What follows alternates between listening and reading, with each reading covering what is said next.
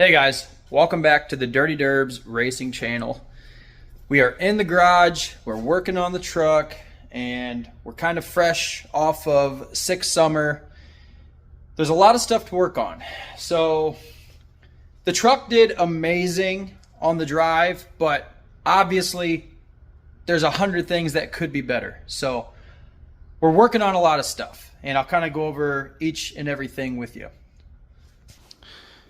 So when we got back from sick summer, I kind of wanted to make the tailgate work. I remember taking the tailgate off while we were there, and basically the hinges are messed up on this deal, and it was probably a super easy fix. But while I took the tailgate off to try to work on that, I realized that that thing weighs about 600 pounds. So it's extremely awkward to get off by yourself with the wing on it and everything like that. And I got a little crazy. So I cut all of these inner pieces out. I did leave some for some structure. There's a bottom piece here, and then I cut the whole underneath of it out. Now, this is very minor details to the stuff that actually needs fixed, but it's heavy, it sucked anyway, and the tailgate was free. I can always paint another American flag on a better tailgate. So I started with cutting some of the stuff out of there, and I think I took about 7 pounds off of it. So there's that situation that we're working on. And then we're working on the belt situation. If you watched any of the videos from, sick summer and the whole deal, I threw a belt off every single pass, except for my very last pass, which I made it like 3 feet off the line. And we'll get to that. But the belt situation is just out of control. Right? So my front accessories are LS1 water pump, aftermarket Dirty Dingo alternator bracket, and it's got a idler pulley down here. So before I had a Summit balancer, and it was a little wobbly, but this week I put on super damper. SFI, this is the dampener that you should just always have on. I've gotten away with the other one for a long time. So I switched it out in hopes that the other one was just wobbly and sucked. Well, that didn't do it. While we were on sick summer, I replaced the tensioner. That didn't do it. I went over here. I took this whole alternator off, the whole bracket. I took the whole thing apart. I put a straight edge on everything. Everything is straight. But while it was off, I took this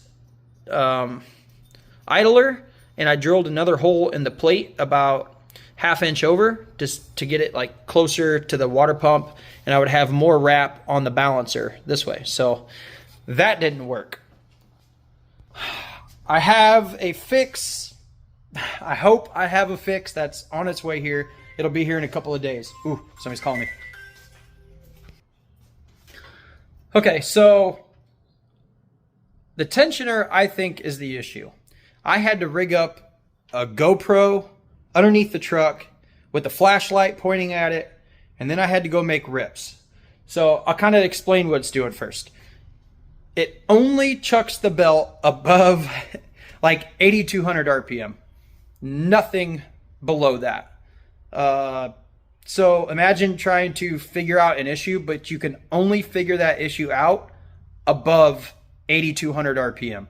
It's insane. So I had to do what I had to do. I put a GoPro down there, and then I've got the street tires on, like the street beefs, the regular all-terrains, and I had to just basically drive down the highway and make a couple of nasty rips and throw that belt off so I can see what it was doing. I'll insert that video here.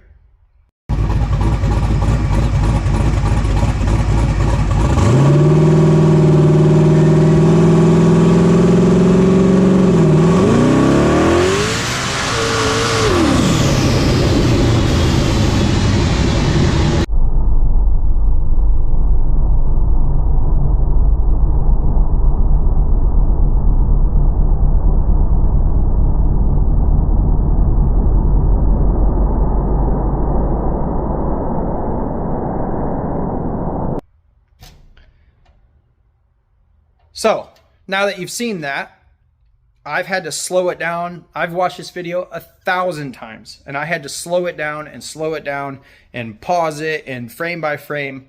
And so far, what I can tell is happening, it walks off the balancer pulley first. It walks off of there, and then it walks off of the tensioner. And it doesn't look like the tensioner is maxed out, but in between the tensioner and the balancer, the belt is just going crazy. So the distance from the tensioner and the balancer are probably just too far. And I guess it's a thing that LS1 tensioners are not good at keeping belts on at high RPM. And I didn't really know that. So I have a super heavy duty balancer tensioner deal on its way for a LS1 application. That comes in a couple of days. So that's that. We'll move on. So I've got this side of the engine, well, I mean, some of the stuff apart. And what I'm looking for is anything that leads me in the right direction of a misfire. This misfire only happens at a light cruise around 2,000 RPM. And it doesn't really sound like a normal misfire. It sounds like a pop in the exhaust, like a dunk, dunk. Like it's a real weird misfire situation. Now, we changed spark plug wires. I changed spark plugs, and that didn't fix it. So it didn't really make it any better or any worse. So I have the coils off because this is my next go-to, right? It can only be so many things. I've actually done a compression test on the motor, and all that stuff checked out fine too. So this is the coil bracket for this side, and I got one wire off, but this coil, which I've just replaced, this coil was extremely loose in this housing right here, and I don't know what these grounding straps do on these. I've tried to Google it. I honestly have no idea what they do, but I know that they're probably on there for a reason. And this one was off, and this bracket is just loose as a goose. And it's been so loose for a long time that, let's try to get this zoomed in here, sorry. You can see right there where it's like wearing a groove. Right in here, it's wearing in. So anyway, these coils are, dime a dozen. So I just went to the shop and I grabbed another one. And I had all of these cap screws or cap bolts, whatever you want to, socket heads deal in there. And they all kept coming loose. So not only was that coil loose, but it was missing a bolt. And this one was extremely loose. This one was missing a bolt. This one was loose. The rest of them were okay. Well, I just got rid of all those things because they kept coming loose. So we went back to the factory bolts. I got a fresh coil, fresh coil on here. And we're going to get ready to put this thing back on. So that's that portion. Hopefully I find something there. Also, one more thing that I have never done. I have never verified timing on anything, honestly, on any of my cars. None of the cars I've ever verified timing.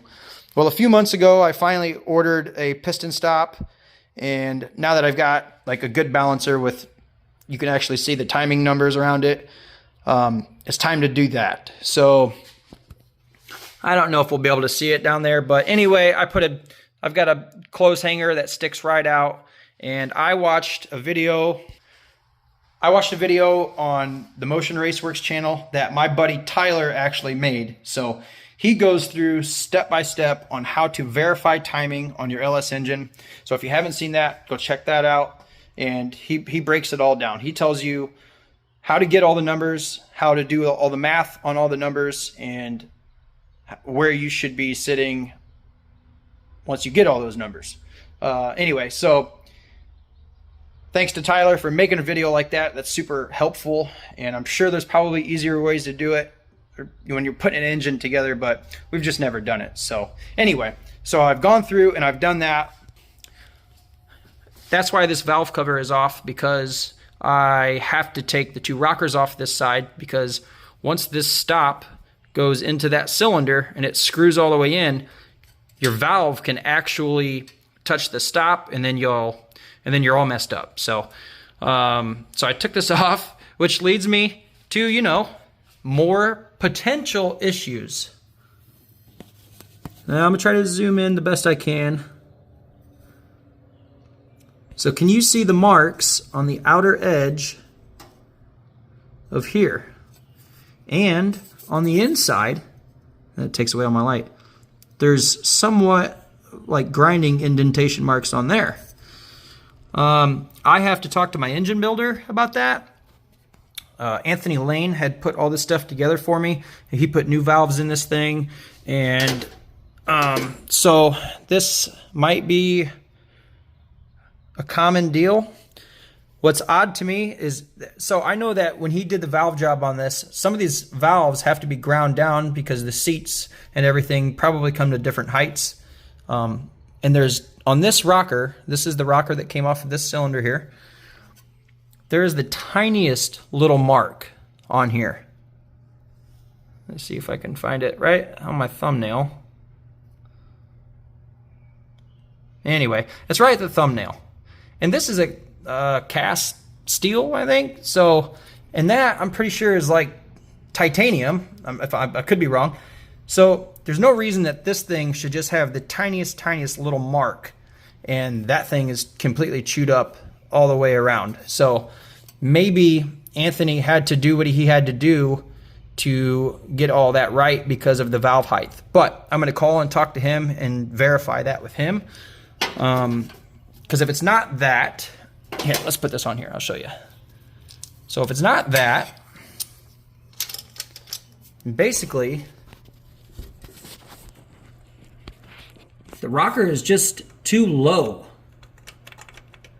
It's just too low. And if that's the case, maybe my push rods are too short. Because if they were longer, they'd be pointed up. This is kind of how they should be, is up like that. But this one sits too low, so maybe my push rods are too short. I'll verify that with him. So, okay. So, I've got a lot going on. It's just a lot of little stuff to make this thing better. We want to try to get this thing like as close to 100% as we can. Now, when I got home, I started cutting stuff off this truck. Like, the only way to go faster that's like free without risking blowing up a motor is just start cutting stuff off the truck. This truck is all steel, all glass, other than my plexiglass rear window because of the cage. That's kind of a given thing with trucks, but there was a lot of stuff on this frame that I could easily cut off. I had old fuel pump brackets. The fuel pump bracket that was currently on it was 2 pieces of stainless tack welded together, and those were tack welded to the frame. Well, I had Southwick's laser cut me a really nice bracket that's now bolted to the frame, and that saved me a few pounds. So, and also on the front of this truck, I've had a factory skid plate, it's like a skid plate little dovetail nose thing on the cross member. I cut that thing off. That was 5 pounds off the nose of this. And the next thing that I want to try is do aluminum exhaust. My exhaust is super easy. It's just, let's see here. So it's just basically 290s, because it U-turns and then comes back under, then goes underneath the front bumper. Well, Scotty Weaver, he had built some aluminum exhaust out of just regular intercooler piping, and it's holding fine. Now, I'm not saying that's going to work for everybody, but as long as I keep my old exhaust pipes, and he's going to build me some aluminum ones, we're going to try it. I mean, the worst thing that can happen is that it melts and it doesn't work, but we're going to do it for science. So now, basically I'm going to get this whole thing back together with all this little stuff that I've got apart, which shouldn't take me long, about an hour. And then after that, we need to take the 235s back off, because we're not going to need those for a long time. I don't know when the next Rowdy Radial or 235 tire race is going to be, but there's not a whole lot of them around here other than the Sick Week deal. So I'm going to preserve those tires. I'm going to put them away. They're still brand new. I'm going to put my 28s back on. And then, oh, the shock. Forgot about the shock. The shock. So, hey. On the last video, I was talking about how the shock setting was all messed up. And so I took the shock off. I played with it. And I sent it in right away. The next day, we got home from sick summer, whatever. I took that thing right off and I shipped it right in. This shock has been leaking oil for probably a year and a half. And I thought it was plumb out of oil, but turns out it actually still had oil in it. And all they did was rebuilt it, put some seals in it, new fluid, and then they put it on the shock dyno. And so it turned out to be okay. So, but this thing was riding like a lumber wagon when I left the track on the last day, and that has to mean something. So I don't know if my shock settings are just too tight and this thing was too stiff. I don't know if my CalTrack bars need adjustment or my anti-roll bar. So we kind of have to start from ground zero on the rear end of this thing and get it back to ground zero. It has to be happy. So we're gonna work on that. But yeah. A lot of little stuff. None of it's super big. None of it cost a lot of money. Just trying to make the truck perfect. Now the Firebird, it's still like, she's still a mint unit right here. The Firebird doesn't really need anything. And I don't really know what the plans are for the next race. I believe there is a short drag and drive deal coming up that I would like to get both cars in. But the Firebird, I don't really know what my plans are. This thing, honestly, I just want it to stay how it is, and I don't want to blow it up. So I'm just kind of scared and gun shy, I should say. I'm just going to leave it how it is and just enjoy it, honestly. I would love to shave weight off this car, like I know people do the crash bars in the doors, and that saves like 30 or 40 pounds each door.